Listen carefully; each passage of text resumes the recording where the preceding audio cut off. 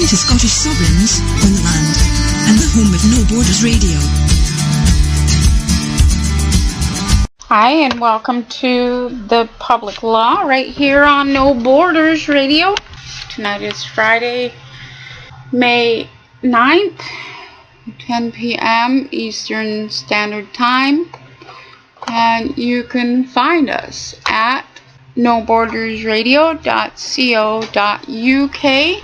Thank you for joining us. There's an issue tonight with these changing times. So, how are you, Bo? Okay, I am well. How are you? Good. It's been a busy week. Yeah. A lot of stuff going down. We'll just get right into it. Yeah. What? We're gonna pretty much do attorney surety news worldwide. I just pulled up some just today about some judges and attorneys all over the place are going down. Lawmakers, senators, right. Judges, That's attorneys. just another brand of attorney. Yeah. Lawyer, attorney, lawmaker, attorney, Solicitor, attorney, GL, attorney, corporation, bunch of attorneys. You know, bank, what they call a bank. It's a law firm. Yep.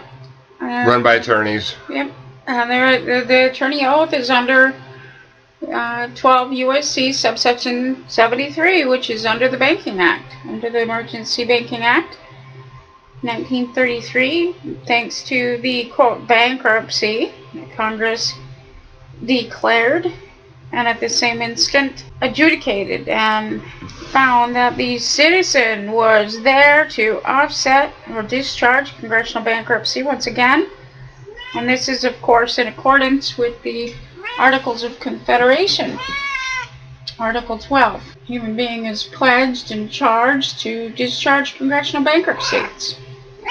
Now, of course, in 1933, Congress came in as the trustee over its own bankruptcy, which is very, very interesting.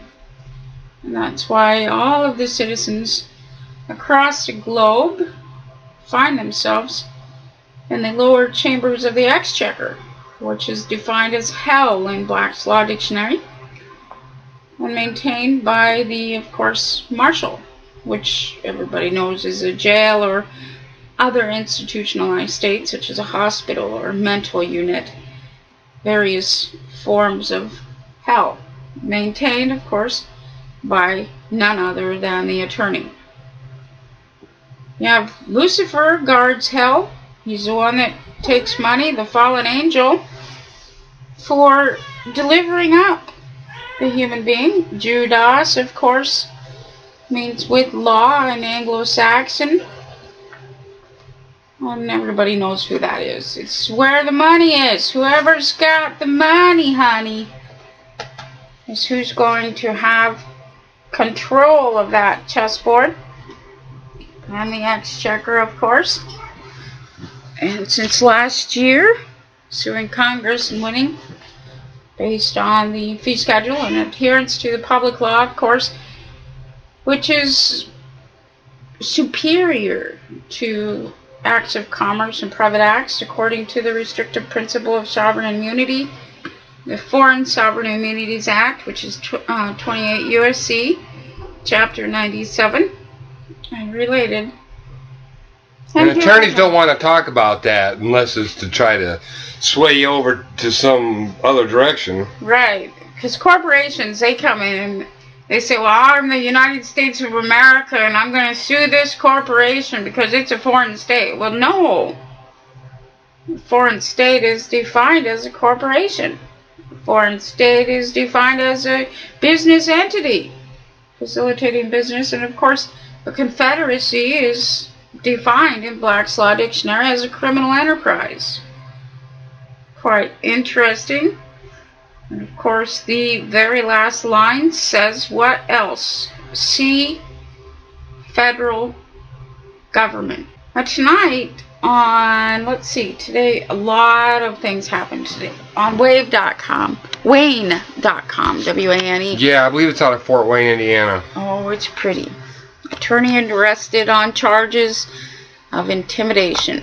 Fort Wayne, Indiana, police say a Fort Wayne attorney admitted to writing a post that read, quote, I'm going to anal rape you so hard your teeth come loose, end quote, on a Facebook account of a client's those attorneys are vicious. Of a client's ex-husband. Oh, look at this. Come on. He's already being sodomized by legal process. What more can be done upon humankind by the attorneys other than their actual forcible physical rape and threats by these nasty, nasty, inhuman attorneys, psychopaths? Quote, and I'll continue reading. A warrant was issued on April 28th for James Allen Hansen. According to court documents, Chad Weiss contacted an investigator with the Allen County Prosecutor's Office regarding what he perceived to be threats he had received from Hansen, who represents Weiss's ex-wife, Nicole Mevis, who had been arrested on a domestic battery charge. Wow, so this attorney is threatening him to get his client more favorable treatment or something? Weiss told the investigator who had been involved in Mevis' domestic battery case that Hansen had called him and posted a threatening Facebook message. Hansen represented Mevis in both the domestic battery case and the divorce from Weiss. Shortly after Weiss contacted the investigator, Chief Deputy Prosecutor Mike Alexander and another employee with the prosecutor's office spoke with Hansen at the Allen County Courthouse. During their conversation, Hansen admitted to writing the Facebook post and used an expletive to describe Weiss. Isn't that interesting? I mean, this happens every day, and prior to this was just business as usual. Right, yeah, I'm an attorney, you can't touch me. Right, and they threaten the male with jail time and threaten the male with contempt of court if they don't get what they want, if they don't hand over in the action of feminism everything to the female. What has changed, Bo? Because this is absolutely contrary to the use of feminism against the male. This is contrary to what was known as former policy. Do you have any idea why they're being held accountable now? This is interesting.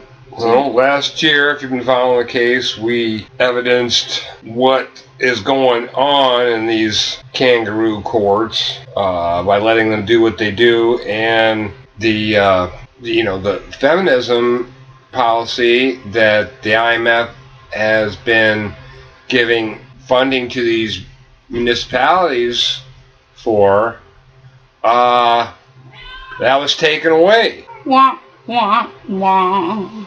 Not only that, but thanks to the greed entry, then of course, the fictions and includes attorneys, corporations, judges, and the likes.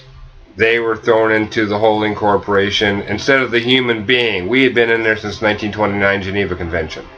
Oh, but the horribabble, the female protected under feminism, was so prolific. She was so beneficial to these attorneys, and now the attorneys are going to jail because of it. Do you think this is relative to Revelation 18? Well, now there's that. There's also the old saying, what goes around comes around, and now it's time for some coming around and for some accountability. Isn't that what it says? Well, wow. On this site, it's called IndianaLawyer.com, which was interesting. Lawyer is a nice word for an attorney. Now, when you hear somebody referring to someone as a lawyer, that's a nice term because it doesn't tell you what they are. Attorneys, the word attorney comes from the word attorn, which means to turn over to another landlord. In other words, to take you out of your state of being and throw you in the chute to be on the hook for congressional bankruptcy. Well, it looks like they're all going into the chute. From this IndianaLawyer.com, Justice's suspended attorney who staged own shooting. The Indiana Supreme Court has suspended this Southern Indiana attorney who pleaded guilty last year to a misdemeanor charge stemming from shooting himself in a state park. Peter Raventos, who practiced in Spencer, has been suspended for failure to cooperate with the disciplinary commission per an April 29th order. Raventos was already suspended for continuing legal education non-compliance and dues non-payment.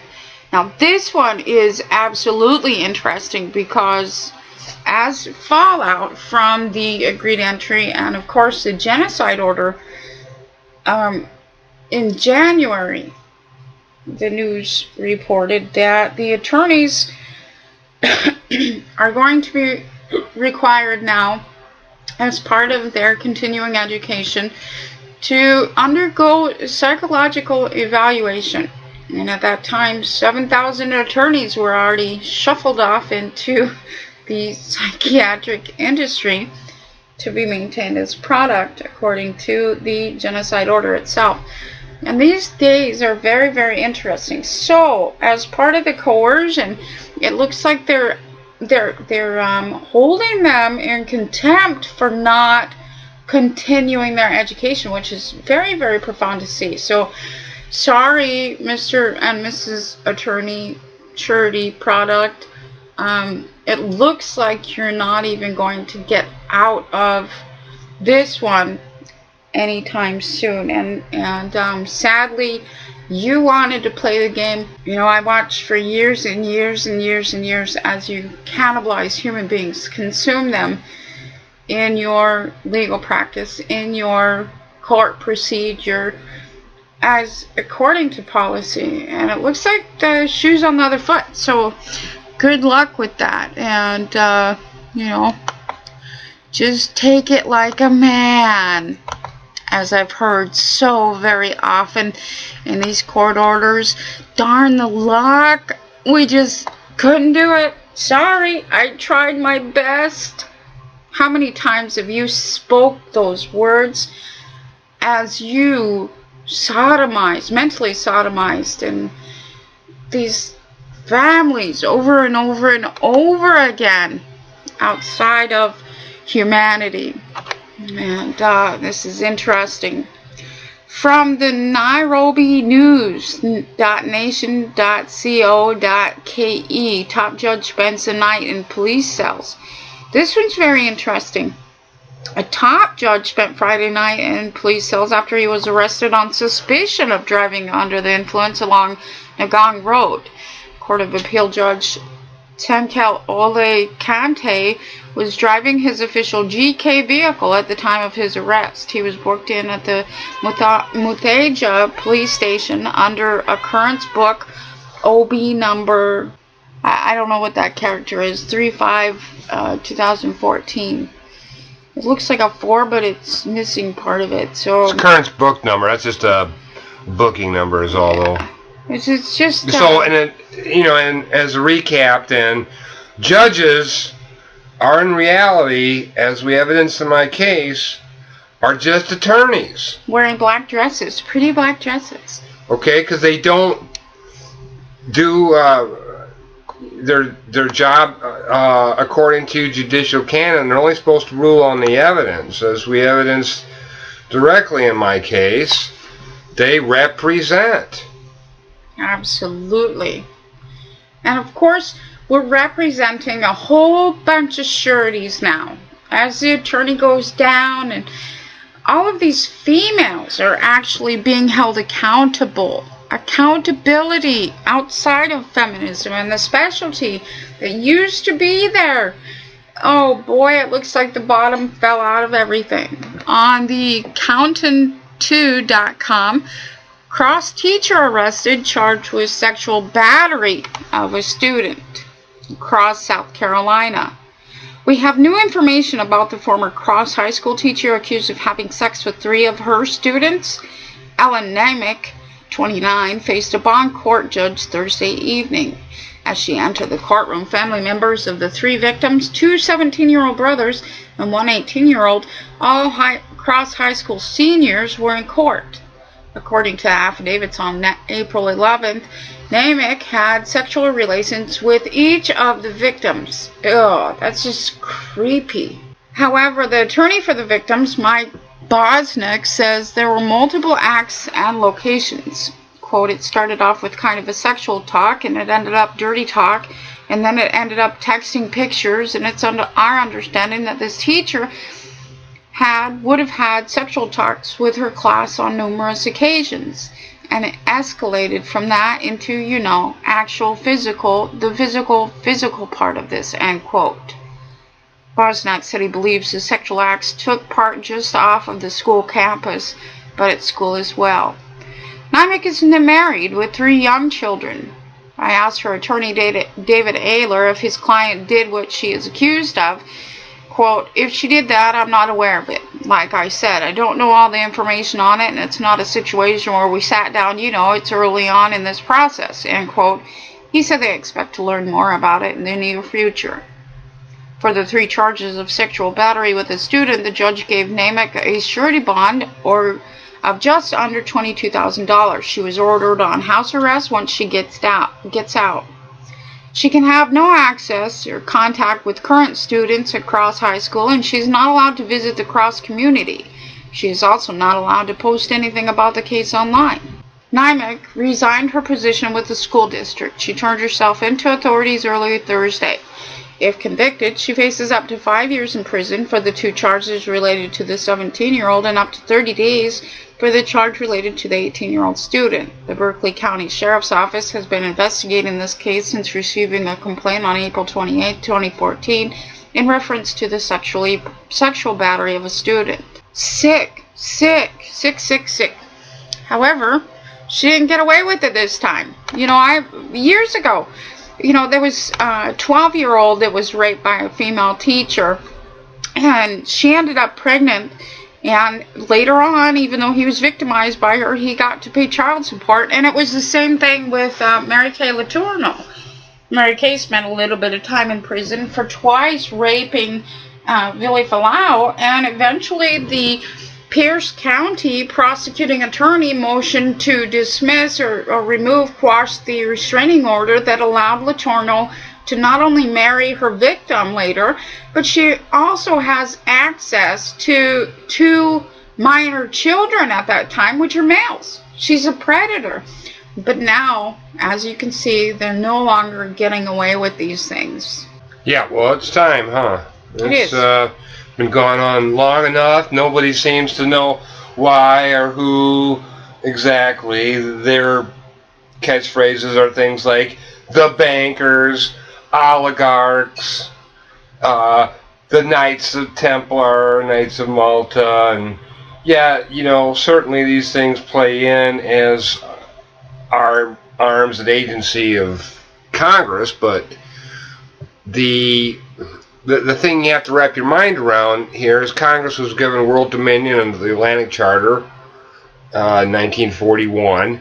Okay, this is why we're seeing things on a global scale happen simultaneously, and due to that being their chosen form of government now, now they're going to be held accountable in the same fashion we've always been held accountable as the surety on congressional bankruptcy. Now, Congress is run basically, it's built on the foundation of the House of Delegates. Okay? This is the lower chambers of the House of Representatives. Right. And your foundation for your house is always the bottom, the basement. And what's in the basement? It's the House of Delegates, which are all attorneys. And they have full-on administrative control over the American Bar Association, which of course is everything. Association of Corporate Counsel. Board of Governors. All the Congress and senator members have a staff of usually consisting of 3 or 4 attorneys wrapping around them. Right. Now, and you're seeing those fall too. Chief of staff is the head attorney for these guys, and we're watching the chiefs of staff go down as well, which is very interesting to see. Very, very interesting to see. Now, when you get elected into an office, you're required to give up that bar card if you're an attorney. Okay? that doesn't change your status as far as what government you are under oath to, which in the case of the attorney, they have an oath to that bar, British Accreditation Registry. And what that is a credit reporting system. So it's part of Massent technology. It just weighs and measures, figures out your denomination, and what force to employ against you in order to make you go a certain direction. X amount of force means you're going to go here. This amount of force means you're going to go there. And it's always been a predetermined outcome until now. Now, once you divest yourself of all that possesses you and drop all of those names and titles, and get rid of that little constitution that's filling you up with all of these concepts, then you're not predictable in your behavior. You're no longer predictable according to the system, and that's when the law merchant wails. And that is absolutely profound to actually witness this as it's revealed, as according to Revelation 18. Now this one you sent me earlier on Blackfeet judge issues arrest warrant for Senator Lewis and Clark County today. A creepy picture of that guy, isn't it? Yeah, he's pretty creepy. I'll tell you what. If anybody wants to see it, it's NBC. It looks like Peter Lorre, and his character is, what was that, Frankenstein's assistant or something? Yeah, it does. It looks like, what's his name? Hunched Yes, over. master. Yeah, NBCMontana.com. Helena, Montana. A Blackfeet judge has issued an arrest warrant for a state senator and tribal leader for not paying his fine for a drunken and reckless driving conviction. Senator Shannon Aguirre says the May 2nd warrant issued by Judge Marshalline it must be year, is politically motivated. Aguirre says in a Tuesday letter to Last Star he paid the $200 fine in December but was submitting another $400 to remove his name from the warrant list. Tribal attorney Dawn Running Wolf says Aguirre must appear in court for arraignment. She says there is no record he complied with an October order to buy $200 worth of toys for a Christmas drive. Aguirre said Thursday the warrant is driven by an ongoing political dispute among tribal council members that has repeatedly stymied government operations.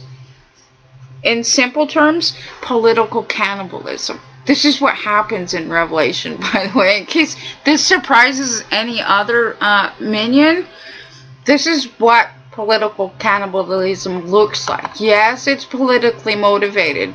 Yes, it hurts.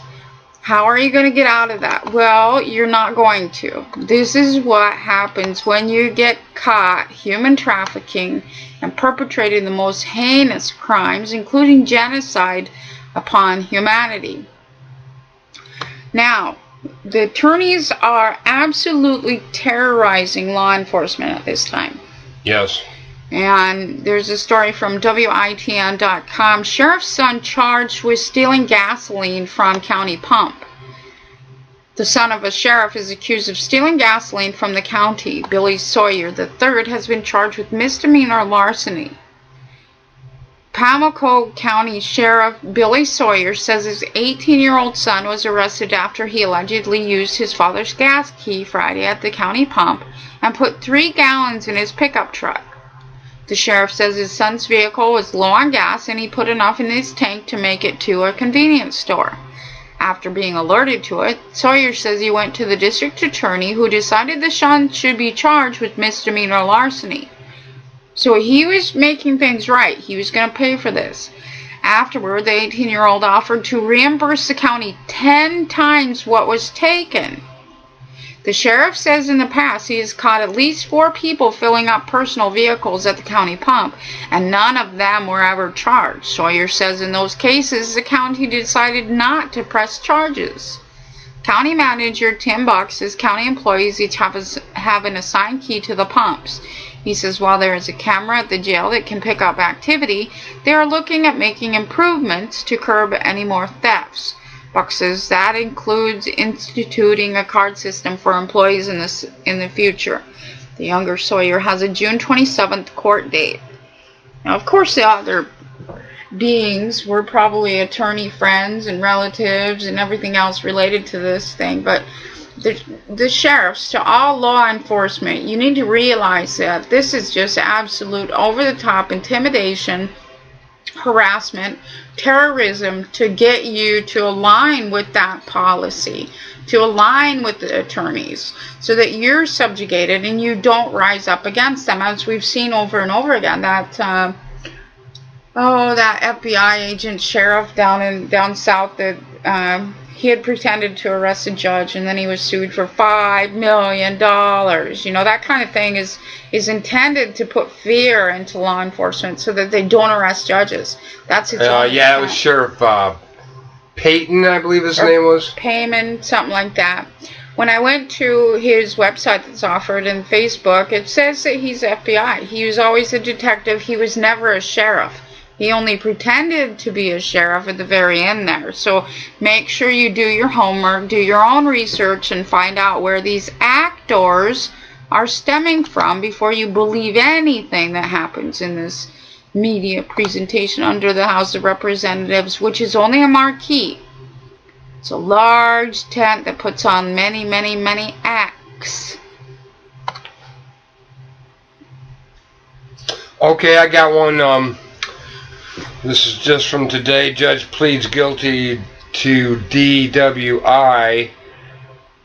An Albany State Supreme Court justice arrested on the Northway after he drove erratically and refused to take an alcohol breath test, pleaded guilty Tuesday to a misdemeanor count of drunken driving.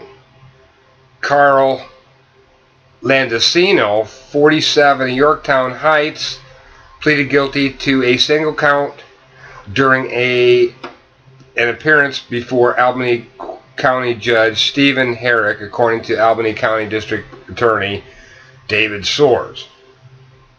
Landesino, a former attorney for the Kings County Democratic Party, was arrested October 17th after state troopers said they noticed him driving erratically on the Northway. Landesino told troopers he was on his way home from a judicial conference when he was pulled over. State police said he showed signs of intoxication but refused an alcohol breath test. He was charged with a misdemeanor DWI and ticketed for traffic infractions. Now, if that was your normal citizen, the police would have just probably beat him to a pulp for refusing their orders. Or beat him to death, maybe. We see so much of that going on. And that's from the attorney's policies they give these cops. Anyways, finishing this up, after his guilty plea, Landesino was sentenced to a 1-year condition discharge that requires him to complete a substance abuse program. He was also ordered to pay a $500 fine and have an ignition lock device installed in his vehicle. He is also required to attend the victim impact panel and a drinking driver program. His license was suspended for 6 months. Aw, poor Judgy there. He entered right into the psychological industry, didn't he? Yeah, Judgy Poo got his due. Absolutely, and it doesn't end there. The premise of the conditional sentencing, home arrest, probation, parole, those things are intended to allow for the victim or who's in the chute to violate that, which is a greater sentence than originally, and that's the name of the game. Poor little attorney surety there. WarwickOnline.com. Cranston, West Warwick businessman charged in bath salts probe. A local businessman and former youth sports coach has been charged in federal court with selling synthetic drugs known as bath salts, authorities announced on Thursday. Glenn Leonardo, 48, of Cranston, who owns Buddha's Bazaar Smoke Shop in Cranston and Excitement Video and Smoke Shop in West Warwick, was arrested Thursday following a year-long investigation, according to the Office of U.S. Attorney Peter F. Naranha. He was released on $10,000 unsecured bond following an appearance in U.S. District Court. Now, this is very interesting because these entities were originally created as CIA presentations, and those are the main informants against people that are the narcs for, you know, when people are going in buying bongs, and when they're buying pipes, and when they're buying papers, rolling papers, and things like that.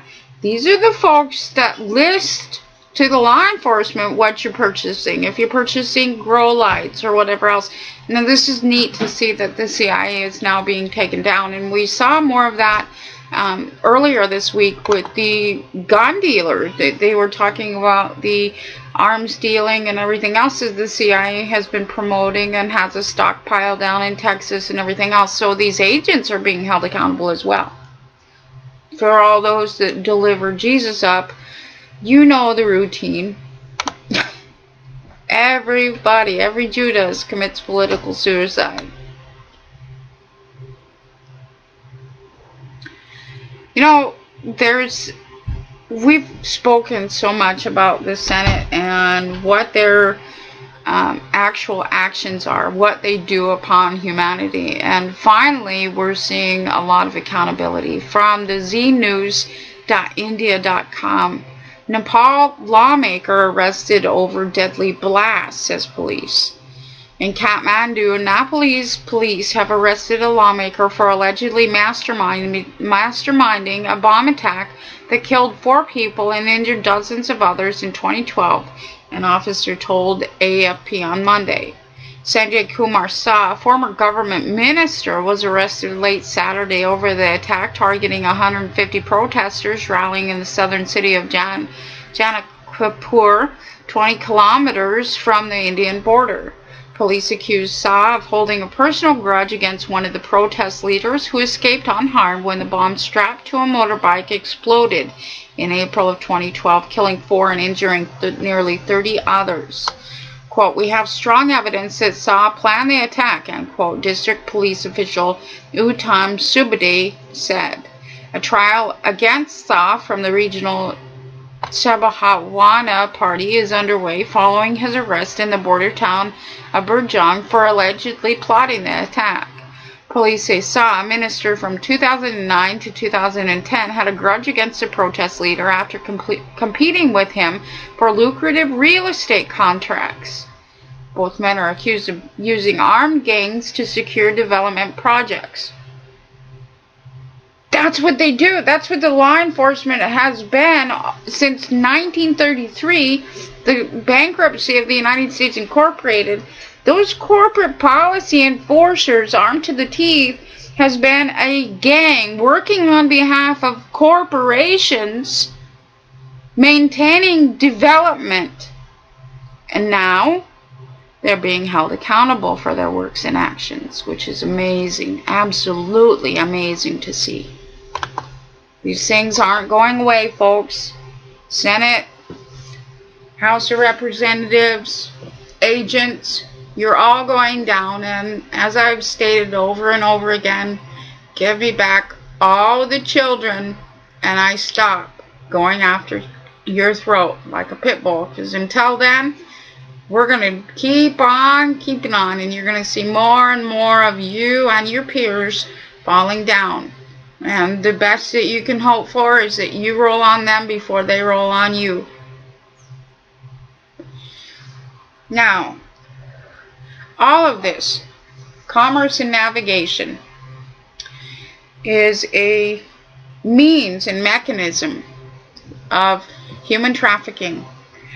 And today, on newsday.co.zw, Zim border post conduits for human trafficking. Some passengers position themselves at the otherwise sleep-compatible back seat, but suffer a backlash from the conductor, who denies them the chance for unclear reasons. As the clock ticks towards the 10th hour, the bus finally takes off. Somewhere along the way, the bus pulls off the road when a crew member sprints to a thicket, returning with a shabbily dressed man who boards the bus and files straight to the back seats. And just before reaching the border post, the 6 men disembark with their 2 keepers and dash into the darkness. Stories about human trafficking often appear to be fictitious Western-style movie material set in faraway places like cities in Mexico, Argentina, Pakistan, small towns and countries across the seas like Vietnam or rural parts of Cuba, but in reality it happens in cities, towns, and villages all over the world.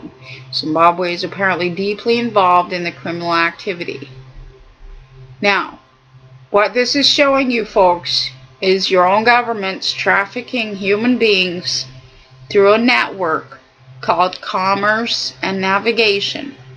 I urge everybody to read these articles as they come out so you're more realizant of what's been going on and what has been stopped thanks to the United States and lowercase in our suit against Congress, against the United States of America, against the United States Incorporated, against the United Nations, against each and every one of these corporations trafficking human beings for profit and leading to the demise of the human race. And there will be no more, and each and every one will be held accountable according to their works. And that means whatever you've done, you're going to have it visited back on you tenfold, exactly as it's written. And of course, there's no mention of that in the recent, oh goodness, what was it? It was the, well, let me get my head wrapped around it here. I'm going off my memory, but, yeah, do you know what story I'm talking about? Gosh, we've gone through so many here in the last 3 days. It's been, like, overwhelming. Which one? I mean, there's so many of the judges and senators and attorneys being held accountable, and it's overwhelming for us here to even keep up with what's going on, as well as the overwhelming aspect of, you know, oh my gosh, this is really happening. Well, okay, I'll come back to that here, but did you hear about the one in El Salvador?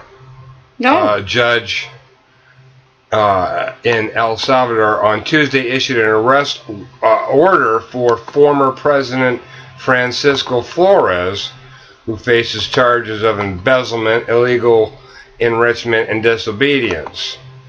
Judge Marta Rosales asked Interpol for help in arresting Flores, who Salvadorian authorities believe has left the Central American country and could be in Panama.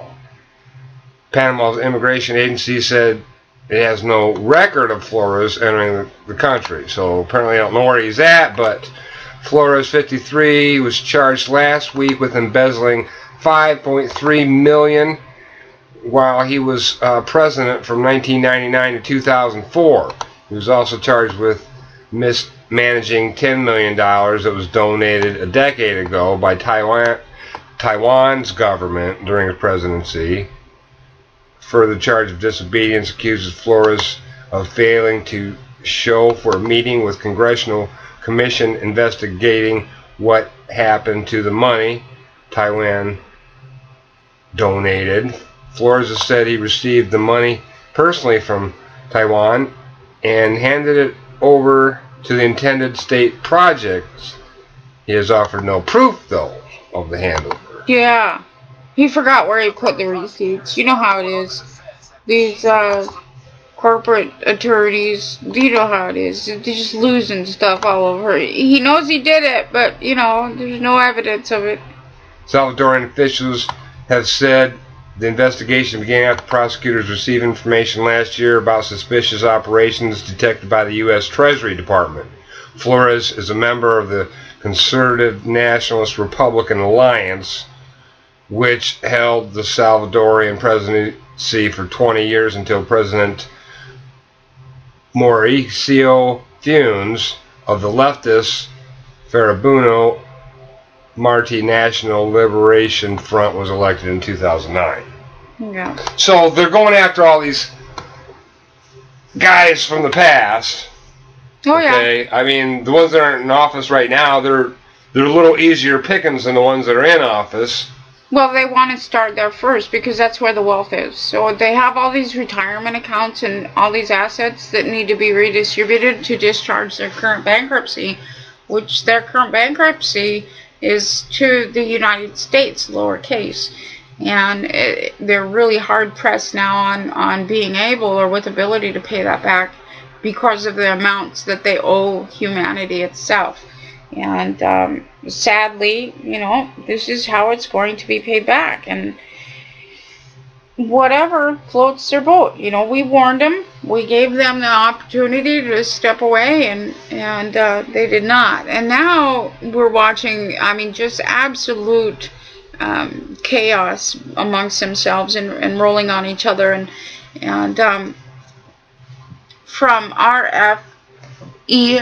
RFERL.org.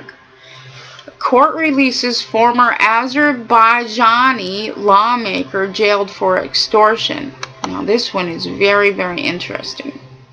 A court of appeals in Baku has released former Azerbaijani lawmaker Gular Ahmadova, who was sentenced to 3 years in jail for extortion via fraud and obstruction of justice. The court replaced Ahmadova's 3-year incarceration sentence with a suspended sentence on May 5th. She left the courtroom a free woman. Hello, any of the peers of Ahmadova. That means that she rolled on somebody and turned states. It's very interesting. Turned state evidence on them, huh? Yeah, okay, it's very interesting. Because Ahmadova was arrested in February 2013 after a video circulated on the internet in September 2012 showing her demanding a $1.3 million bribe from an academician to secure a seat in parliament for him. The video caused a public uproar. Ahmadova said the video was edited to frame her. She was later sentenced to 3 years in prison. Ahmadova refused to comment to journalists about her release on May 5th, but she was released, not actually freed. And it looks like she's rolled on somebody else, so everybody needs to keep abreast of this current politics because it's very interesting. Out of the watchdog.org, state lawmaker out of jail 6 days after DUI sentencing. State Rep Naomi Gonzalez, Democrat, El Paso, was released from Travis County Jail at 5:19 a.m. Thursday, less than 6 days after she was sentenced to 15 days in jail for driving while intoxicated. Roger Wade, a spokesman for the Travis County Sheriff's Office, said that under state law, any day in custody without a rules violation is rewarded with another day of credit towards time served, unless the judge ordered us otherwise. Quote, in this case, she was given 1 day credit from the day she was arrested, and she was given good time credit, end quote, he said. Any portion of the calendar day spent behind bars, such as the night of her arrest, the afternoon she started her sentence, and Thursday morning counts as a full day, or 2 actually. I love that fuzzy math. That must be from Bush. In the early morning of They came out with a new math, yeah, when the trade towers in New York went down. Yep, fuzzy math. In the early morning of March 14, 2013, Gonzalez was arrested after her BMW rear-ended another vehicle, which in turn struck a bicyclist who had to be taken to the hospital. Gonzalez's blood alcohol level was more than twice the legal limit of 0.08. The police report might as well have been her political epitaph, as officers wrote, quote, never once did Miss Gonzalez ask how the other people involved in the crash were doing, but she cried about how she had worked so hard to get where she was, end quote. Of course, she's a psychopath. This is the same psychopath we speak of day in and day out, getting 6 days for harm upon a human being because of good time and fuzzy math. Now, of course, that means that she has more dirt on the higher-ups than they have against her. Now, they sent her a warning shot by this arrest, and she's knocked back into her placement. However, again, everybody will be held accountable according to their works. Now, that would next us in fairly well. You want to talk about Rob Ford? Oh yeah, that was funny today. Let's see. We had that. You go ahead and read one, and I'll load this up because it'll take me a minute to find that story. Well, I can pull up the story. Of course, I've got it here on Mail Online actually. Let's see here. They've asterisked out the profanity, but let's see. This one reads. Of course, now he was just turned away from Chicago and sent, back to Canada. They wouldn't let him enter the country, and they wouldn't say why, because he wanted to come into rehab in the United States, and so apparently he's somewhere in rehab in Canada. We haven't heard where, and I haven't said yet, but let's see here. From the Mail Online, no one better F with me. I'm gonna kick you in the F asterisk head. New video emerges of drunk Rob Ford incoherently rambling in a bar. So this is a new video now come out just after he's gone to rehab. His brother came on, and his brother is another politician in that same circle. Right. And what this is they've been posturing this thing for a very long time. The video evidence of him smoking crack and everything was part of that posture. He took a plea well before anything happened. Now, what we found in recent news, this is within the last 2 days on May 7th, from the citynews.ca, pretrial date set for Lisi on drug and extortion charges. Toronto Mayor Rob Ford's friend and former part-time driver, Sandra Lisi, was back in court on Wednesday on 2 separate cases resulting in drug and extortion charges. He will appear in court on May 13th for a joint pretrial with his co-accused, Jamshid Barami. Barami is charged with possession of cocaine, 3 counts of trafficking marijuana, and conspiracy to commit an indictable offense. Lisi is out on bail after being arrested and charged in October with 4 drug offenses, including trafficking marijuana. The drug charges are in connection with Project Brazen 2, a Toronto police investigation into reports of a video allegedly showing the mayor smoking crack cocaine. Now the mayor, he's in rehab. The mayor never got charged. The mayor set this all up to take out people who knew secrets, which is political cannibalism. Now I'll continue reading. On October 31st, Lisi was charged with extortion in relation to the so-called crack video. Lisi is accused of threatening 2 men while trying to obtain the video. Since he's been charged, Lisi has been spotted with the mayor at the Steak Queen restaurant where Ford was filmed ranting in a Jamaican accent in January. The Toronto Star also claims Ford assaulted Lisi earlier in May when the mayor was allegedly filmed smoking from a copper pipe at the home of his sister Kathy Ford. All of this is a presentation. Rob Ford, he's up there dancing around, and he thinks he's doing a good job keeping himself out of the crap hole here. However, he's doing a really good job presenting that he's a nutball in need of psychiatric services, which is worse than anything for all of those interested potential fall guys. It's actually better to be beaten than it is to enter into the psychological industry if you look at history, Nazi Germany being one of them. And it's very interesting to see what they're leading this Mayor Ford into, and Yeah, it's kind of too bad because now his story and his allegations aren't going to have as much credibility. Right, absolutely not, and that's the reason for this posture. Is he may have had some dirt on other politicians and other bigwigs and elites. That all goes away when they paint him as a nutball, and he plays the part.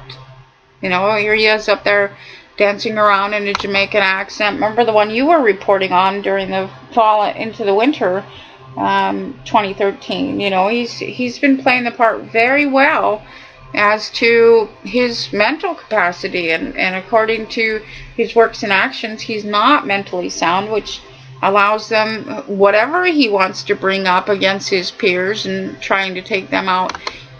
It's never going to fly because he's already painted himself as a nutball, a raving lunatic. Well, yeah, so it is kind of sad to look at from whatever angle you're looking at it. But there's going to be others out there, so... Oh yeah, lots of fodder. It's the marriage feast, Revelation 19. Num num num num num. Keep feasting. This is what it looks like. From the WBTW.com, Florence attorney sentenced to 5 years must pay $2.7 million in mail fraud case. And this is, excuse me, this is out of Florence, South Carolina. United States Attorney Bill Nettles stated today that William J. Rivers III, age 48, of Darlington, South Carolina, was sentenced in federal court in Florence by Chief United States District Judge Terry L. Wooten to 60 months in order to pay $2,702,060 FRNs in restitution for violations of mail fraud, a violation of Title 18 United States Code Section 1341.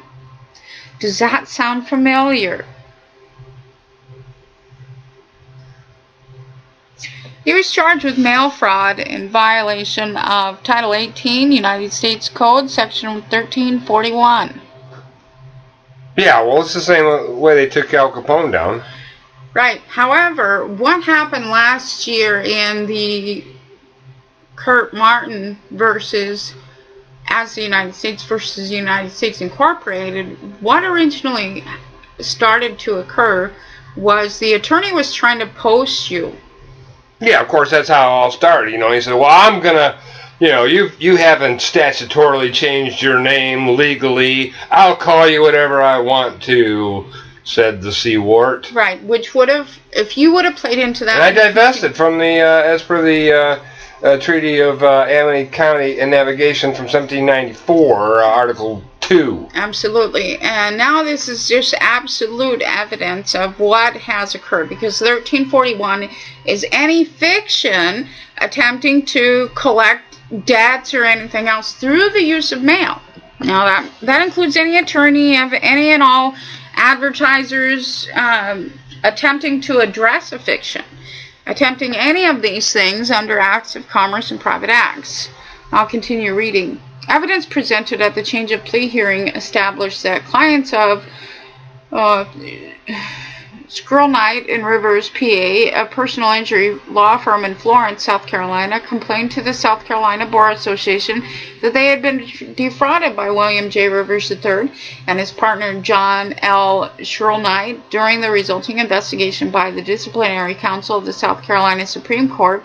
An investigator scheduled an appointment with John L. Squirrel Knight. However, on the day of the meeting with Squirrel Knight, he committed suicide. Oh, he left the other guy holding the bag. Investigation revealed that between October 2006 and November 2012, more than 100 clients of the firm were defrauded by more than $3,300,000. 26 of the victims were directly attributable to actions by Rivers. Rivers defrauded his clients by forging their names on releases to settle personal injury cases and lying to his clients, telling them the cases had not been settled. The money was then kept by the law firm in addition to keeping the settlement monies of his clients. Rivers also failed to pay medical providers with the settlement proceeds, leaving the clients owing hundreds of thousands of dollars for the medical treatment they had received. The case was investigated by agents of the Federal Bureau of Investigation. Assistant United States Attorney William E. Day II of the Columbia office handled the case. These are interesting days. The case against the United States Incorporated, United States of America, they threw in that ringer Andrew Seward, corporate counsel attorney, sitting on the board of governors. Well, he threw himself in. First he was representing Citibank, or City Mortgage, and then, you know, we went in to United States District Court with the thing, removing it from the state court. Okay, we should have stopped the eviction. Of course, they went right ahead with that, anyways, because they're just thugs. And but the point of the matter is, and here comes Andrew P. Seward again and says, "No, I'm representing the Fannie Mae and Freddie Mac." Yeah, it was so funny because he came in and he says, "I got a special important big boy pants on," and ultimately he's the one that threw it all for the federal government. He's the one that put his hand in there and evidenced exactly what the federal government does using its agents, which was about the most profound thing we've ever seen, because I expected to come up against, a game theorist, somebody who had a brain, and there was none there. He's just absolutely brainless. Yeah, he basically went over his superiors on that one and said, "Well, I'm going to handle this because I got big boy pants." Right. It was so funny because it was all like a peeing contest, and sadly he lost. From the HeraldTribune.com, 3 coastal bankers guilty. Panama City. A federal jury in Panama City convicted 3 bankers highlighted in the Herald Tribune's Breaking the Banks investigative series, finding them guilty of defrauding a federally insured loan program out of nearly $4 million. All 3 were top executives at Coastal Community Bank, which was shuttered by regulators in July of 2010. Terry Dubose was the bank's chief executive, Frank Baker was the bank's attorney and second largest shareholder, and Elwood Woody West served as chief financial officer. They were each indicted last summer on 12 counts of conspiring to commit wire fraud, making false statements, and filing false claims against the Federal Deposit Insurance Corporation. But just in case all the attorneys out there are not getting this, this is what you do each and every time you file a complaint fraudulently and claim injury and claim that you're protecting human beings, and this is what happens. And I'll continue reading. Now convicted, they face as long as 30 years each in federal prison. The former bankers are expected to be sentenced in July. Just as a heads up for all the attorneys out there that... Now these bankers, quote-unquote bankers, were they actually attorneys? Yeah. Okay. The CFO, one admitted that it's an attorney. Frank Baker was the bank's attorney and second largest shareholder. One was Terry Dubose, was the bank's chief executive, and West served as chief financial officer, CFO. I mean, I realize a lot of them are, not all of them are. However, these these banks are run by a board of attorneys, and there's really, what you commonly think of a bank as is actually a law firm. Right. That's the one shortcoming of virtually every alternative media outlet out there talking about quote-unquote bankers and quote-unquote oligarchs.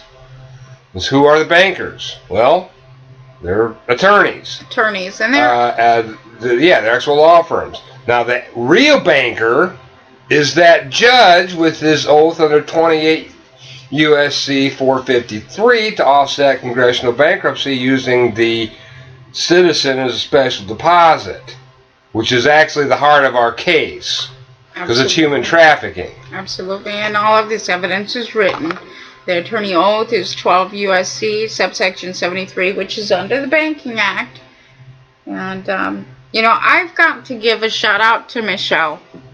On my Facebook wall a few minutes ago, as I was speaking about the attorney arrested on charges of intimidation, I posted it on Facebook, and Michelle says, "Look at his face, ha ha ha ha ha, which way did he go, George?"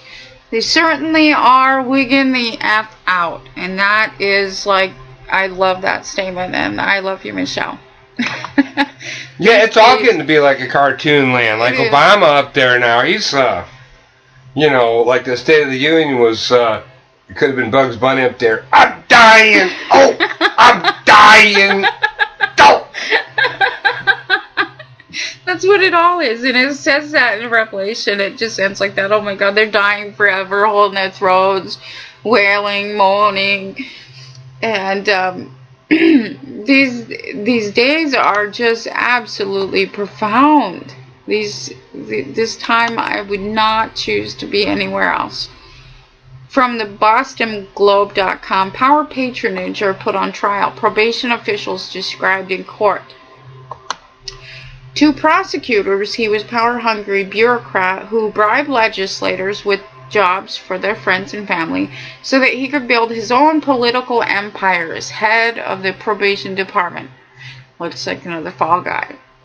John J. O'Brien's lawyer called him a hard worker, a public servant who simply played the game of patronage that typifies politics on Beacon Hill.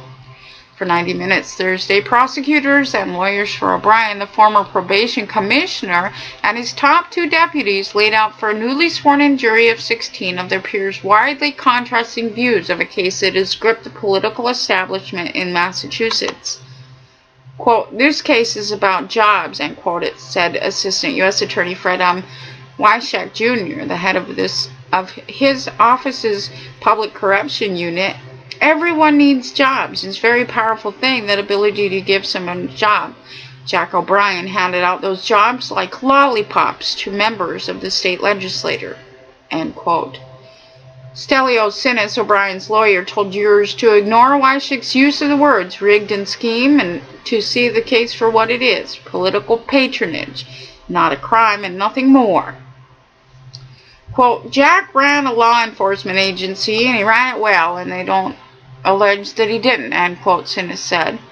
U.S. District Court Judge William G. Young told jurors to suspend any judgment until the case ends, predicting that it could last 2 months. O'Brien, who ran the probation department from 1998 until he resigned in 2010, and his deputies Elizabeth Tavers and William Burke III face up to 20 years in prison on some charges, including racketeering and mail fraud. Prosecutors say the three turned the probation department into their own criminal enterprise by trading jobs to family members and friends of legislators in exchange for regular budget increases, helping to build their political power. This is what every single court does since the 1789 Judiciary Act. So picking fall guys, are we? This is interesting. Commissioners. From news, WITF.org, former PA Senator Raphael Musto dies at 85. A former state senator from northeastern Pennsylvania has died after a long illness, leaving pending corruption charges against him unresolved. Raphael Musto died at his home in Pittston, surrounded by his family, according to his niece. He was 85. He had recently been released from a federal medical prison in North Carolina, where he was sent in January after being declared mentally unfit to stand trial. Musto was charged with accepting cash and other perks for helping obtain taxpayer money for development projects. He had pleaded not guilty. That's day-to-day business too. So everybody listen up. It's a crime to do that now. In case you haven't realized, policy is no longer conducive to the practice of law, or what is known as polycratis or politics. Interesting days. Yeah, and now what you see out there with the police state news is the cops are just shaking down the citizens like never before. And what you got to realize, you got to get past it being the cops. Yeah, we know the cops are doing it, but who's writing their policies? And it's corporate counsel attorneys and attorneys. Okay. Getting into some more things going on with the police. Hopefully we got time. We Absolutely. got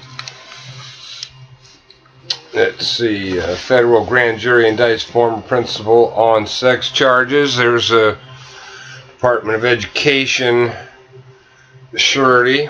Okay, you work for that. Federal state. No, especially as a principal agent. Yeah, as a principal agent. There you go.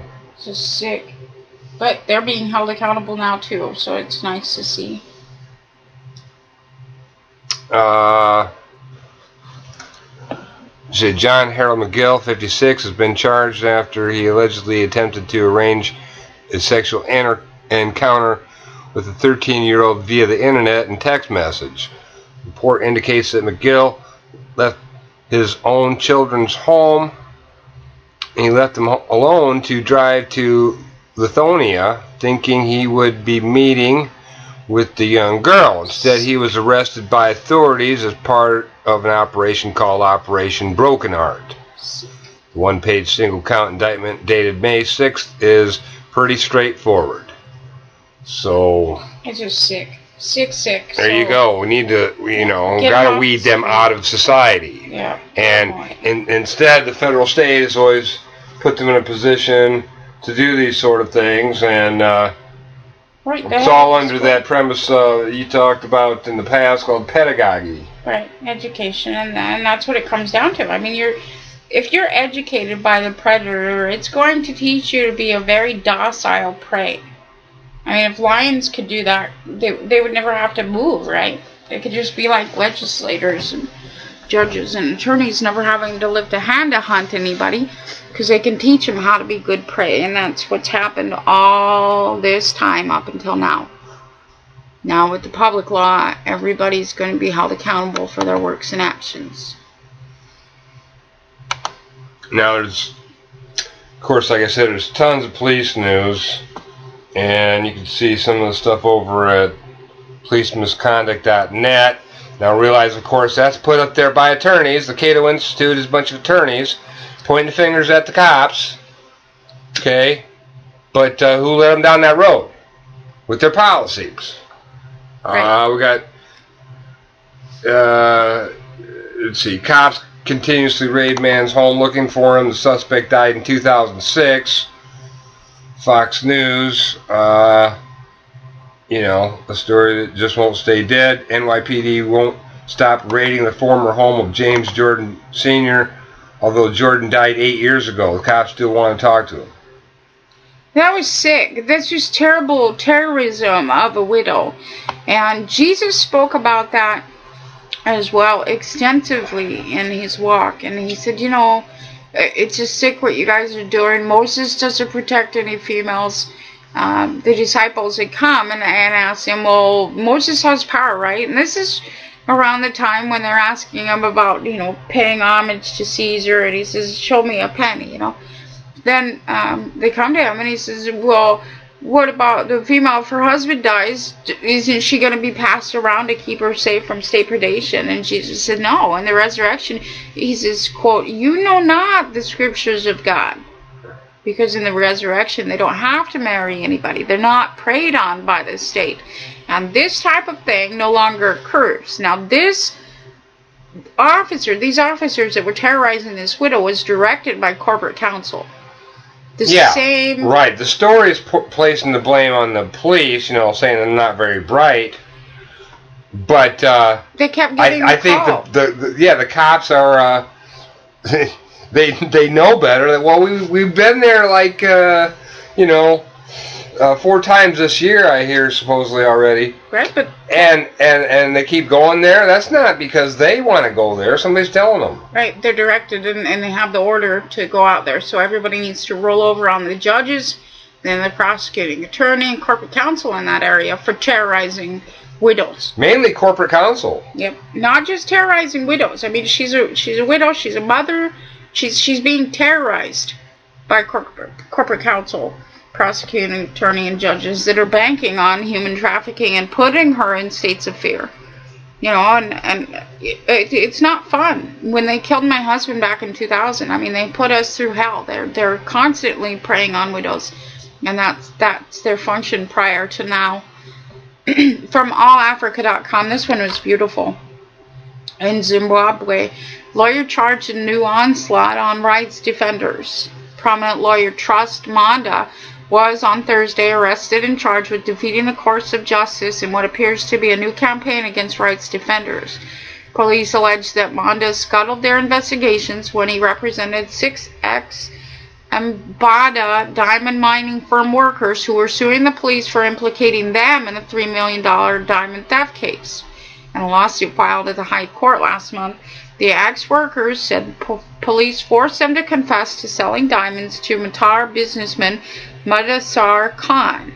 They also disowned certain statements given to the police. Now, these attorneys have been terrorizing law enforcement up until now. And law enforcement is standing their ground. They're saying, no, this is not going to work. This is no longer policy. We're not going to be doing these things. And they're arresting the attorneys for these things. And they're arresting their agents for doing what has normally been day-to-day business. Now, yeah, in Zimbabwe, they've got a lot of history here and a lot of reasons to be angry at these attorneys. I mean, the IMF controls all inflation rates globally. Right, they're starving people. And look what they did to Zimbabwe's currency a while back. Right, and flush it right down the toilet. And it's beautiful to see law enforcement are standing up now to these attorneys and the agents and the businesses. This is very pretty to see, and I hope that it continues and it goes faster and faster and faster. Now, I know I'm leaving the farm the other night. We did this, and but on the public law, I would love to do this story as well. It's a very short one. The Broward County prosecutor arrested on meth. Yeah, that was my favorite thing. That's Florida, and in Broward County, a bunch of stuff's been going down in Broward. So. Absolutely. And I'll let you read it because my throat. I'm going to get a drink of water real quick. Okay, Broward County Assistant State Attorney Molina Mompoint is facing a methamphetamine charge after she was pulled over for a traffic stop Monday.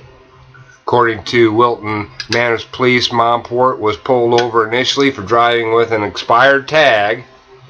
That was from, she had a tag from, it says here, the decal that goes on it. Failure to use the turn signal and having a tag that was not registered to the vehicle. The car's tag decal expired on July 2012. The arrest report stated that an officer asked Mompoint if there's anything illegal inside the car, and at which point she said she did not know. However, there had previously been some attorney friends in her car that had smoked weed and had Molly. Talk about political cannibalism. Hey, you know what? It took her 5 seconds there, didn't it? Yeah, if you find anything illegal, it's all because I had attorneys in the car just a little bit ago. I wouldn't, yeah. Yeah, I might not want to mention the fact that they're your friends, but I love it.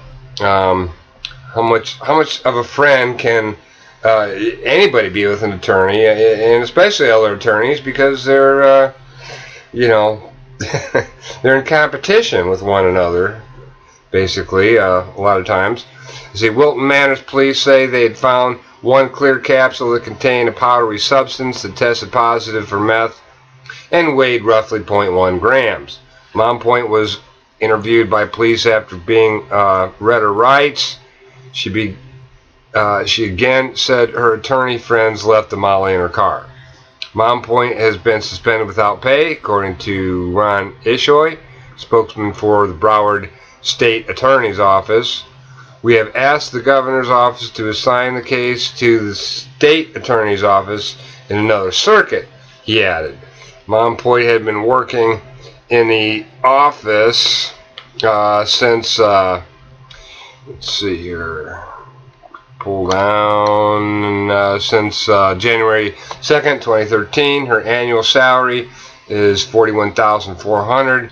NBC6 attempted to speak to Mompoint at her home Wednesday evening, but she didn't respond.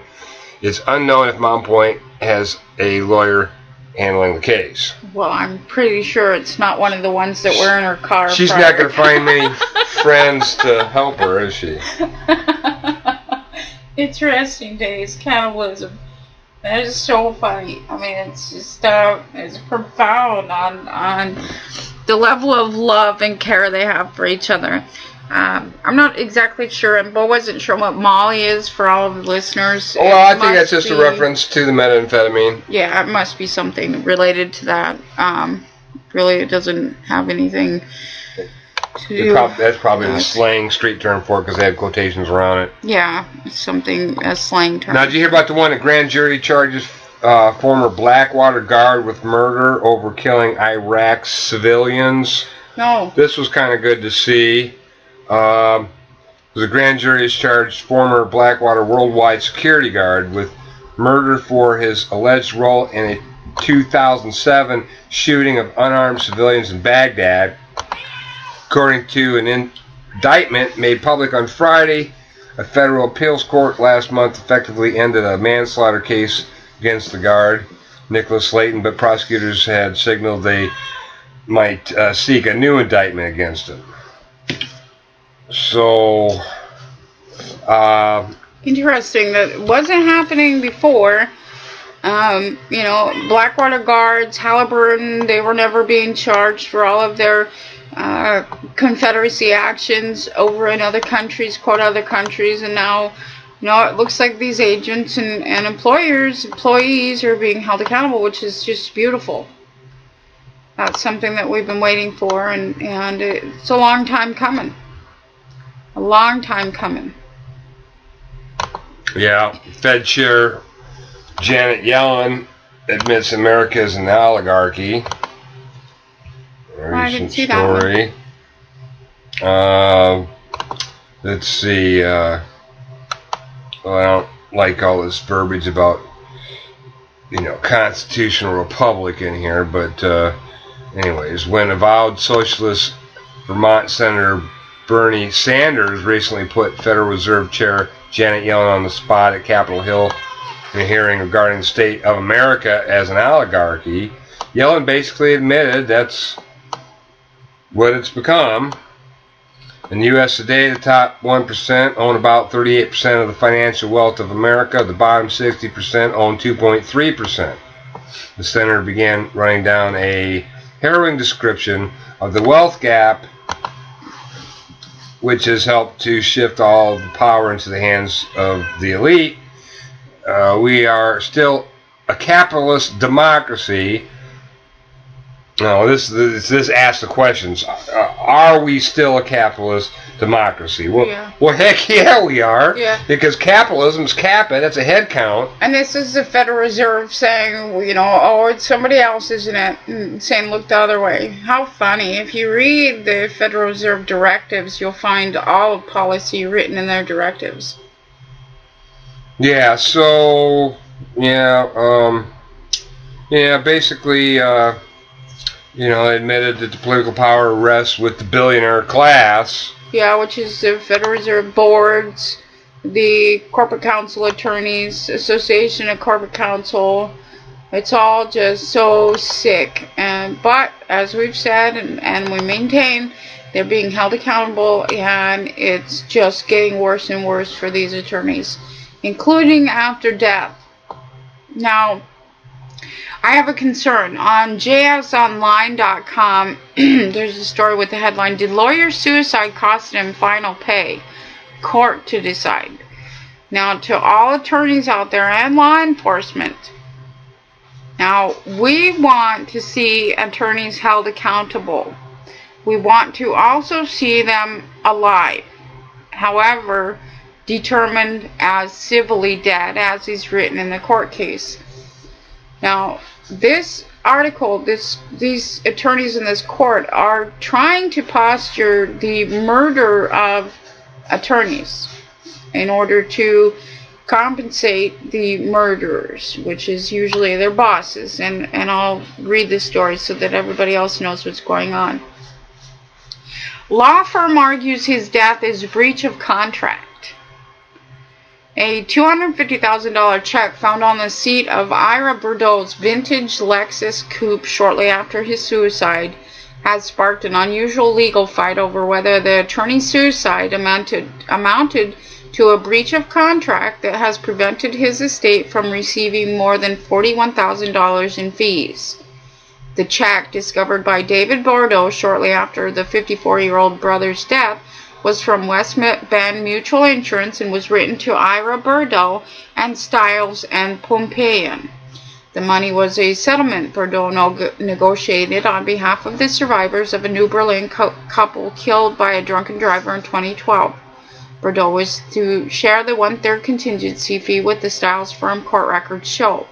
But the Styles firm has balked at paying the Bordeaux estate his $41,666 cut, arguing Bordeaux's suicide in July 2013 in his River Hills home negated the contract.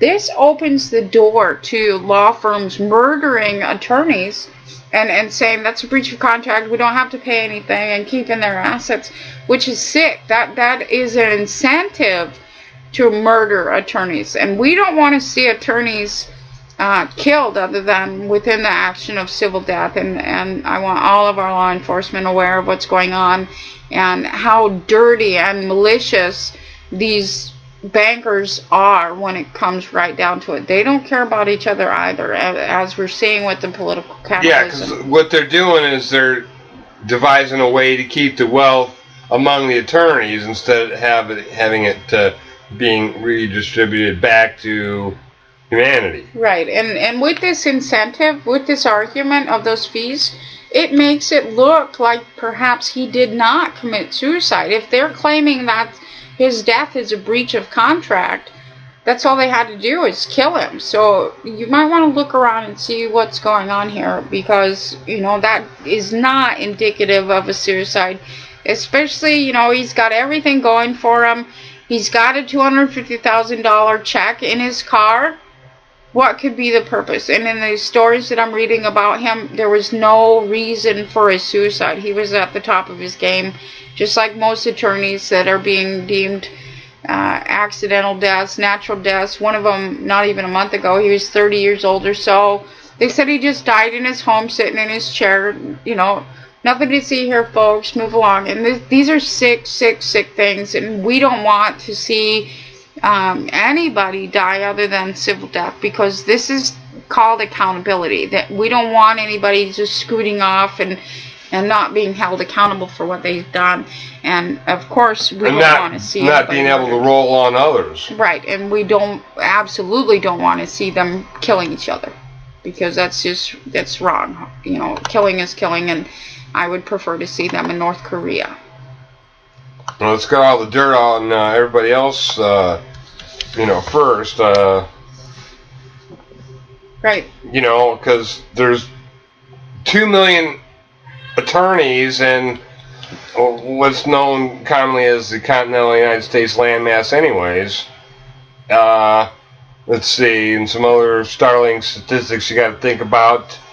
We see there's about 2% of the world's population in that same area, you know, known as United States of America, which doesn't exist as a country, by the way, folks. The United States of America is a style, as it is stated quite clearly in the Articles of Confederation, written in 1777, agreed upon in 1781. Article 1, the style of this confederacy shall be the United States of America. So the United States of America is a style. But anyways, moving past that, in that area, there is 2% of the world's population, but 25% of the world's incarcerated. So this is absolutely a prison society. Okay, they're making all kinds of money off of sending people to jail, primarily for commercial crimes, under 27 CFR 72.11, where it says all crimes are commercial. There are people spending life sentences. One of them for selling LSD, 2 consecutive life sentences, so there's no possibility of parole, for selling a chemical. Okay? But yet these pharmaceutical companies, they sell this stuff that's killing us, and of course it's legal for them. Alright, so moving past that then. New York City councilman heard on ex-senator's wire is arrested. Alright, this is good. This is a councilman. New York City councilman who was unknowingly recorded by a former state senator cooperating with prosecutors was indicted in Queens this morning. And this was on May 7th, so this is the other day. And this is Councilman Reuben Wills, Democrat in Queens, was arrested at his home and charged with a 12 fraud-related crime, including falsifying business records and scheming to defraud.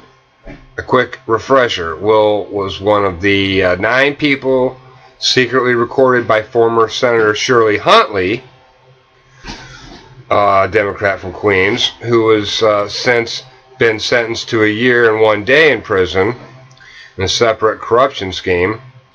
Huntley, who hadn't yet been sentenced at the time of the recording, was looking for a more lenient sentence. Wills was released without bail. Is Huntley's former chief of staff. Huntley, however, recorded Wills for federal prosecutors, so she turned state's evidence. The charges against him Wednesday came from the state attorney general Eric Schneiderman. Okay, again, this is another political cannibalism story, and this is big stuff here. Basically, the more the Associated Press. Let's see here. I'm telling you, in my district, I'm innocent, Wills told reporters outside court. This is America, people. You're presumed innocent until you're proved guilty. Yeah, that's how it's always been, right? Yeah, all us plebeians. Oh, yeah, we are. Board of directors there, chief of staff. Aw, it's sad to be you. Yeah, the reality of it has always been that you're guilty until proven rich. Right. Wills added that he is not resigning from the council. Kind of sounds like Rob Ford there. I'm not stepping down. I got a job to do here. Yeah. Much of the indictment centers on missing state funds given to New York for Life, a non-profit Wills founded in 2009. Yep, that's a way to funnel money outside of the original ways to funnel money through the IRS, through the IOLTA Trust, through all of these different schematics, development funds, commission states. There's a lot of doors opening and possibilities opening up for that new surety. The nicer it sounds, usually the worse the government program is. Right, absolutely. It's like you can be assured if it's the Save the Soft Lovable Kitties Foundation, they're probably trafficking children or something. Absolutely. And that's the action of Hearts and Minds. It's a war tactic. Let's see here. He's charged with falsifying several documents involving the nonprofit, including $11,500 check used, an unpaid invoice to fake other donations, according to the complaint. Wills has been under investigation by State Attorney General Eric Schneiderman's office in connection with tens of thousands of state money that went missing, including $33,000, a state grant that went to the nonprofit. Wills is accused of stealing more than $3,000 from the New York State Office of Children and Family Services using a dummy organization called Micro Targeting to move money, some of, scroll down, which he used to buy $750 Louis Vuitton bag. Louis Vuitton. I don't even know what that is. Louis Vuitton. Yeah. He's naked in the garden. He's got to use that entitlement. And I'll tell you something. That little program that he had outside of the Department of Health and Human Services is only one part of the schematic. The Department of Health and Human Services alone is a banking schematic. Of course, that was the establishment of the Office of Population Affairs that Henry Kissinger brought into play in 1975, which is called the Department of Health and Human Services, and it's just a business model. It's a schematic, and there's a lot more coming from the direction of these charges against him as everything starts going down, because not only did Huntley roll on him, Now he's got to roll on somebody else, and it just goes on and on and on. Unless they take out his feet like they did Rob Ford recently by presenting him as a nutball, a raving lunatic. You know, all is fair in love and war. Let's see here, and then just finishing up, Jelani Mills, a campaign worker who ran the dummy organization, was charged on 4 counts. Mills was being held on a $20,000 bail and wasn't available to comment. Schneiderman said that Will's actions constitute a stunning violation of the faith that he asked voters to place him in. Yeah, it's just so out of character for the other actors in Congress doing the same thing, and so out of character for the other board of directors. It's so out of character for corporate counsel attorneys to do stuff like this, like human trafficking and embezzlement and stuff. You know how it is when somebody's trying to save face by picking a fall guy? Sick. Yeah, speaking of fall guys again, back to the cops who are fall guys for attorneys. They almost blinded this man with a taser to the eye during a routine traffic stop. Absolutely. It's in Ohio. Horrifying. Yeah, Fayette County. Man, I read this one earlier here, but let me just bring it up here if I can get past these advertisements. Boy, that's the next thing I'm going after, all these people for their adverts. Constantly changing my heading, taking up the bandwidth. Yada yada yada. That's a crime right there. Cops almost blind man, taser to the eye during the routine traffic stop. So an Ohio man is fighting a lawsuit against police in Fayette County following the incident and almost left him blinded as the cops tasered him directly in the eye during a routine traffic stop.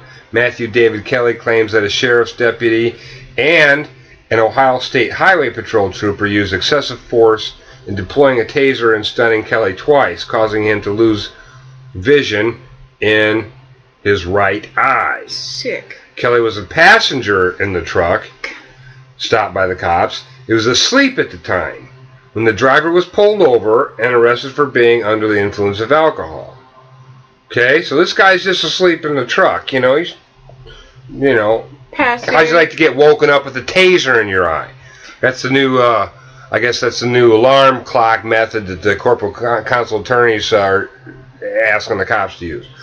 The video taken from the police dash cam shows Kelly struggling inside the truck and getting caught up in the seatbelt as the highway patrol trooper attempts to wake him up.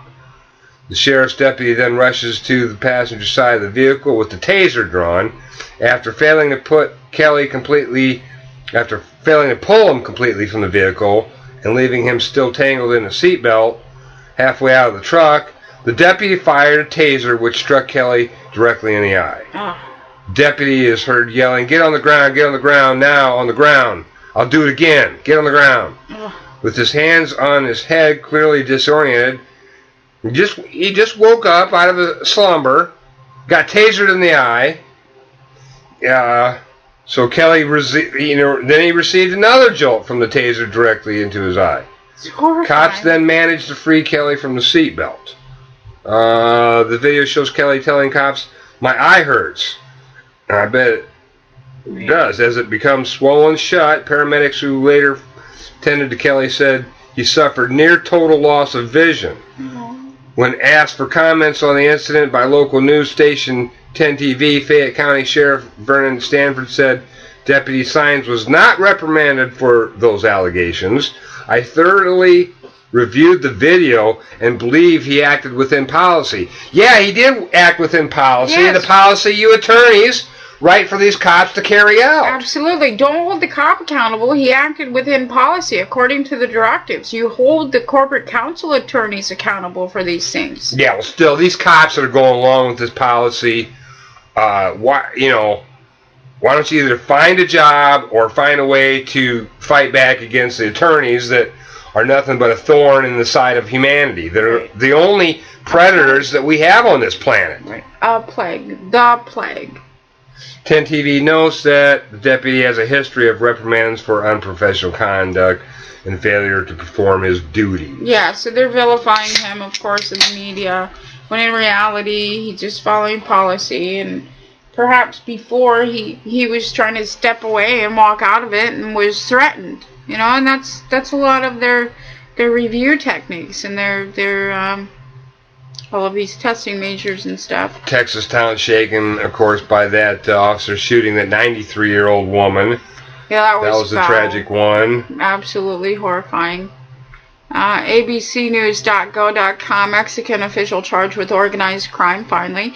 Mexican federal prosecutors say they have charged the former Interior Secretary, which is equivalent to John Kerry, in Michoacan State with participating in organized crime. Federal prosecutor Rodrigo Archundia said Wednesday there is evidence that Jesus Reyna met several times with leaders of the Knights Templar drug cartel. Reyna was detained last month during the investigation. Federal prosecutors say Reyna met with members of the Knights Templar, including the fugitive cartel leader Servando Gomez. A video showed Reyna and Gomez was released on the internet by an anonymous person shortly after the former official was detained. Now, this is just day-to-day business prior to this. Now, the drug cartels are, of course, maintained and run by local businesses in every county. This is global. Every county, every territory, the drug cartel is run through the businesses. And the reason that human beings are charged with commercial crimes under 27 CFR 72.11 says it clearly in the definition. Those are crimes against the laws of revenue. So if you're drug dealing, you're undercutting the local county's criminal enterprise. If you're selling pot, you're undercutting the federal state.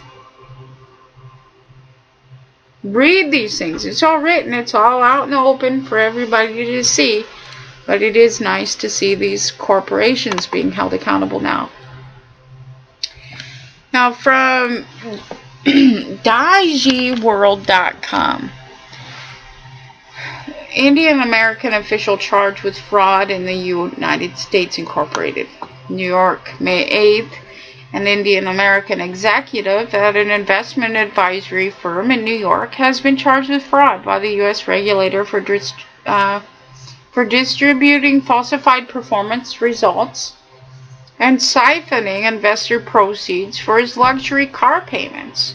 The Securities and Exchange Commission alleged that Affilion Fund Management's chief investment officer, Vineet Kalucha, fraudulently altered an outside audit firm's report reviewing the performance and investment account he managed. SEC has also announced an asset freeze against the firm and charged Affilion's chief financial officer, George Palatinko, for his complicity in the alleged fraud.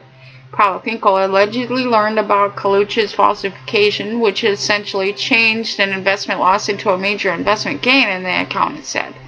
Nevertheless, the falsified report shows the phony gain, instead of the actual loss, was distributed to prospective investors. That's the game of risk management. They do this on a day-to-day basis. That's why in these pooling and servicing accounts, you see one guy has bad credit, one guy has really, really great credit, another guy has okay credit, and they do this all the time and pool and service these accounts according to the Devonshire Participation Program, which of course, again, they are being held accountable for at this time. This never happened before in history that we know of. They were never held accountable. It just kept flipping from Rome to Germany to Austria to Cambodia to United States Incorporated to India, and back and forth, depending on market conditions. And now there's a stopgap in place, which is just, this is amazing. And again, you know, for everybody that's not, or that's a new listener, you can visit chooseyourside.org and tammypepperman.org and read about the case. Read about what happened last year to make all of these things possible, to lift that weight off of humanity. And it's just profound. Absolutely profound. Now, the Pope Francis is urging governments to redistribute wealth to the poor, maybe even half of it, he says in a headline here. Yeah. This is another part of the presentation. They had like this actor up there going on a hunger strike and all that yesterday, saying, oh, we want the Pope to help us and stop all this genocide. Well, the Pope's function has always been that presentation in Matthew 27. So everybody delivers up Jesus, and the chief priests and elders come in and they say, no, we want our blood. We want this. You give me Jesus. And everybody's always delivered up Jesus. And of course, the priests were the one hiding those things under charitable appearances. And in Matthew 27, it maintains this 2 times. The first time is when Judas hands back the bag of silver, and the chief priests say, well, we can't put that back in the treasury. Well, of course not. The treasury has gold in it, and Federal Reserve notes, of course, are not gold. They're a counterfeit currency. And so they decided, well, since we can't put the funds back in the treasury, we're going to build pauper cemeteries. Other things for you to worship, other things for you to look at and think that we're charitable. And this is exactly what's going on again. Of course, as Governor Pilate there was crucifying you, Jesus, he was washing his hands constantly in holy water, telling the priests, you forgive me, right? You forgive my sins. And that's just been a perpetual business schematic up until this point in time. And it's really nice to see not just the accountability, but also the Pope is up there. He's advertising for that they're the good guys. Obama's up there advertising that he's a good guy. You've got all of these politicians cracking jokes, getting you to like him again, just like an attorney. Right, and they're all advertising for that schematic, and they wouldn't have to advertise. Obama is an attorney, by the way, for you those out there that don't know. Right. He turned in his bar card when he took the office. That doesn't mean he expatriated to the bar in any shape or form. Right, and that's what's been going on all of this time. When somebody takes an oath to be a citizen of somewhere, they're taking an oath to a Lord. You can go back through history and find these oaths and everything else. And once you've taken that oath, you have to rescind it in some way. You have to take another oath somewhere else. And this is also written in the 1929 Geneva Convention, 1864 Geneva Convention, specifically the 1929 Geneva Convention, because everybody's prisoner of war, because in 1933 the United States Incorporated went bankrupt. There's no government there. It's just an illusion of a government. And when you're patronizing that as a citizen, say you have a license to drive, license to do businesses, this or that, you're patronizing that thing. You're calling it your brother. It's your Lord God.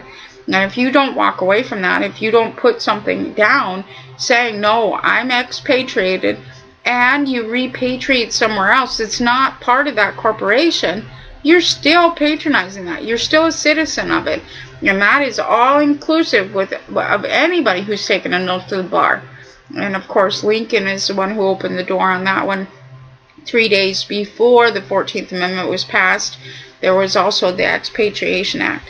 That thing allowed the attorney to expatriate as citizens of the United States Incorporated and hurriedly patriate to the Bar Association, which of course is a fictional government. And we took care of that last year with the various orders maintaining. Look, they tried to escape.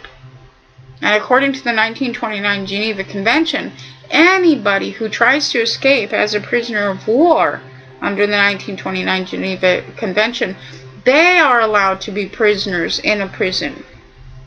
That is the only time that any being can be put into a state of institutionalization, according to the 1929 Geneva Convention. Well, in 1933, the attorneys came in after the United States Incorporated declared its bankruptcy and hurriedly took that oath under 12 U.S.C. subsection 73, verifying and stipulating that they were not hypothecated. That in itself, that oath, is evidence that the attorney has been escaping since the 1933 Emergency Banking Act. And now we're seeing this fall. Rome is falling. Everybody's being held accountable for their words and actions, and especially that attorney, which, I mean, that was... This news, we've done 3 shows this week. This is the 3rd show, and we've got 14 minutes left, and we're not going to get done with all of the things that we had scheduled to do. I mean, it's just back to back to back to back. Daily, we're getting so much new information on these attorneys charged, on these legislators charged with criminal activity, and it just keeps growing and growing, and this is just amazing. Absolutely amazing to be in this point in time where I can witness these things actually occurring after all these years of working hard to hold them accountable. This came out yesterday. The story is at counterpunch.org. Call the cops at your own peril. Now, this sheds some light on, a little more light on this story as I've seen it elsewhere. Let's see. Live free or die is the motto of the state of New Hampshire. I hope the residents are prepared to die, because living free is not what they do. New Hampshire is merely a cog within the American Stasi state, but I am referring to what goes on within New Hampshire itself, not the police state existence imposed by Washington. On May 5th, Attorney William Baer was arrested at a school board meeting at which he went over a 2-minute speaking rule while trying to get some explanation from the Guilford, New Hampshire School Board for assigning sexually explicit reading material to his 14-year-old daughter's English class. So this guy was an attorney. I didn't know that before. It didn't say that in the other story. The evasiveness of the school board angered Mr. Baer, and he spoke out again in support of another parent's protest, and was promptly arrested by a goon thug cop. So, I guess, you know, I'm an attorney, I can do whatever I want. You know, that mentality is you know, going away now, thanks to the agreed entry. But, so I guess there's some different levels here. You know, I mean, on one level, okay, yeah, what are they doing, ramming this stuff down the kids' throats here, sexually explicit reading material as an assignment. Right. You know, so on the other hand, why aren't you just taking your kids out of school? Because they're all, you know, the school is nothing but a tool of the state. School board chairman Sue Allen, who has no legislative power, nevertheless managed to create a law backed by police violence. After all, if Bush and Obama can create laws by edict, why not a school board chairman? Under Allen's edict, if a parent violates the 2-minute rule that Allen imposed, she has the parent arrested. Well, I mean, there you go. It tells you right there. Yeah. You know, the school's a gulag. Absolutely, and it goes into depth on the depth of depravity that's being promulgated by Congress, by these actors. And this attorney he looks like he's advertising for petitions and things like that. Oh, sure. Yeah, and I think that's probably the premise of the story. But right. You had called attention to a story recently with Obama up there during that White House, what did they call it? The White House meeting, press conference, or, you know, it looked like the actor's studio, the HBO presentation and stuff like that, where Obama was up there, and he provided a picture, and it's up on Huffington Post, of him sitting in the, what do you call that chair? The iron chair? Yeah, the Iron Throne from the TV series Game of Thrones. Oh, it's just absolutely. And he's got a crossbow on his desk. And supposedly, the administration itself tweeted that. Right, and it says that on the Huffington Post today, because so often, you know, we were looking around, and at first it looked like a fallacy, you know, and a hit piece, but in all actuality, this thing was actually listed on the Huffington Post, and they had a screencast or a screenshot of the actual tweet. And these things are disgusting, folks. This president, this attorney-in-chief, is laughing about being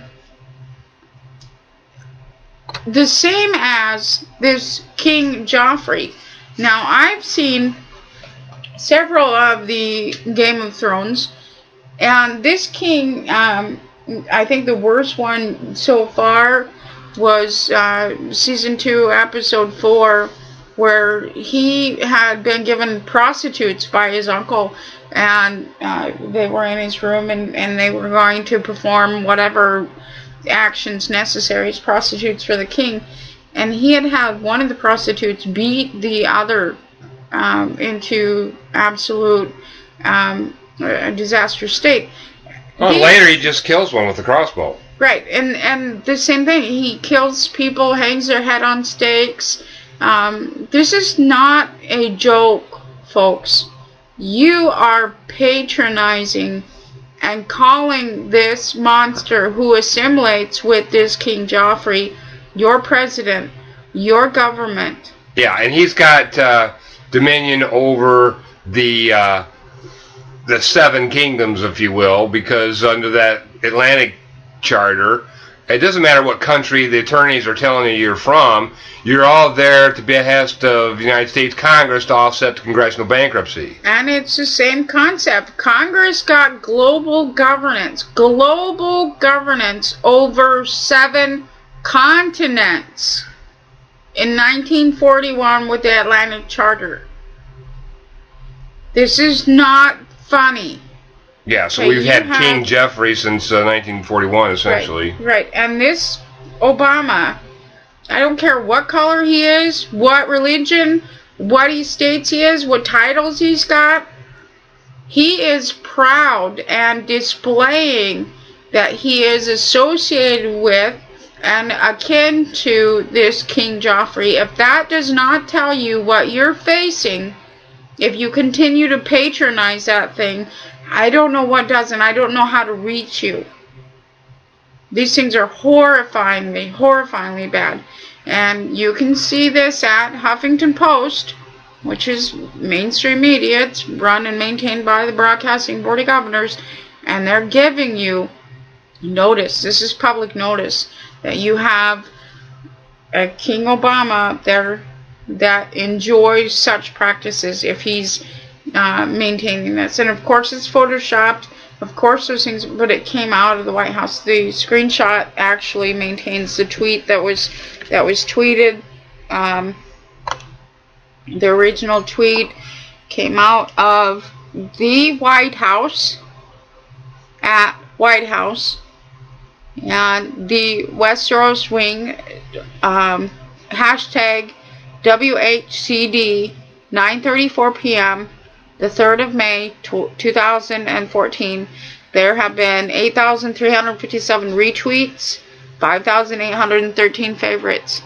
And in this screenshot, it has Obama sitting in that Iron Throne, or whatever you call it, and around him are his chiefs of staff. And this is absolutely horrifying if you continue to patronize that thing after he's shown you what he likes, what he enjoys. And you know, this is right out of the White House. And you know, wake up. Now I got 4 minutes here. I'd really like to get to this story on show you the level that you know, the police department's mentality is at here from this story out of CBS Miami on December 10th. Now it goes back to December 10th. We're finally just getting this, but more than 24 officers from across Miami-Dade County converged on a blue Volvo that had crashed in the backyard of a townhouse on 65th Street just off of 27th Avenue. As the car was wedged helplessly between a light pole and a tree, nearly a minute passed before officers opened up, firing approximately 50 bullets at the car and the 2 unarmed men inside the vehicle. Now earlier this guy, the driver, had been caught on film in an armed robbery. Okay, and that's what they were after him for. And then, let's see, let me just go on. The two men inside the car survived that initial volley of gunfire, according to witnesses who said they could see the men moving inside the Volvo. Everything went quiet for nearly 2 minutes before the officers opened up a second time, unleashing an unrelenting torrent of bullets that lasted almost 25 seconds. By the time it was over, the two men inside the car were dead. Let's see, CBS had learned that a total of 23 officers fired a total of at least 377 rounds. Bullets were sprayed everywhere. They hit the Volvo, other cars in the lot, fence posts, and neighboring businesses. They blasted holes in a townhouse where a 12-year-old dove to the ground for cover, and a 4-month-old slept in his crib. It was like the Wild Wild West, man, crazy, said Anthony Vandiver, who barely made it through the back door of his home before the gunfire erupted. Shooting just wild, shooting all over the place. Bullets could have come through the window. Anything could have happened. They weren't thinking at all. Earlier that night, the driver of the Volvo, Adrian Montesano, robbed a Walgreens at gunpoint and then later shot a Miami-Dade police officer, Saul Rodriguez, in a nearby trailer park. Montesano escaped the officer's patrol car, eventually dumping at his grandmother's house in Hialeah before fleeing into the blue Volvo. By 5 a.m., every cop in South Florida was looking for that blue Volvo, intent on catching the man who'd shot one of their own. But what police didn't realize before they started shooting, and I don't know how you would not realize that, there was a second man in the car, Corsini Valdez, who had committed no crime. So they've got an innocent man in there they shot to death.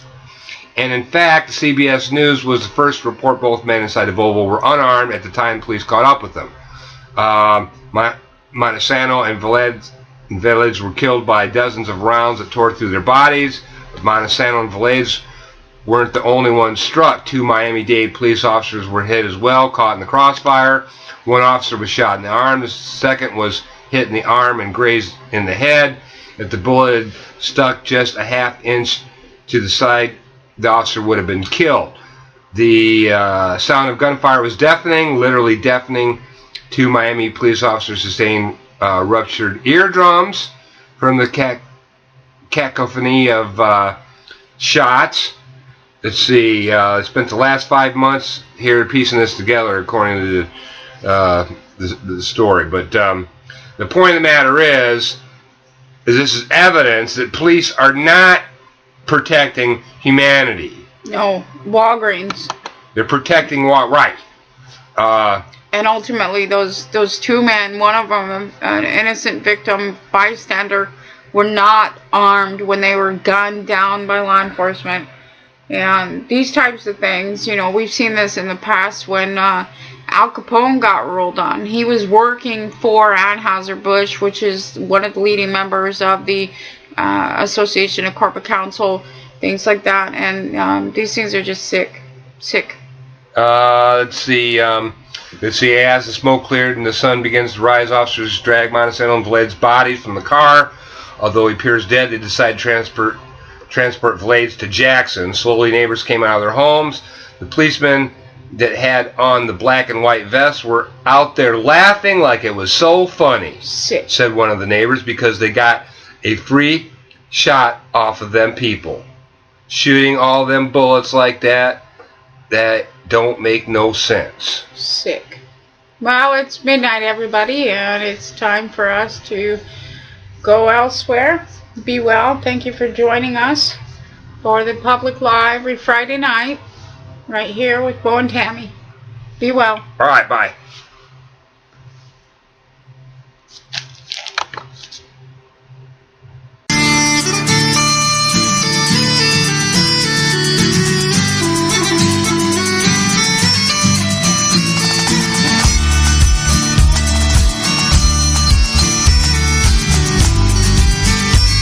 Welcome to Scottish Sovereigns, Homeland, and the home of No Borders Radio.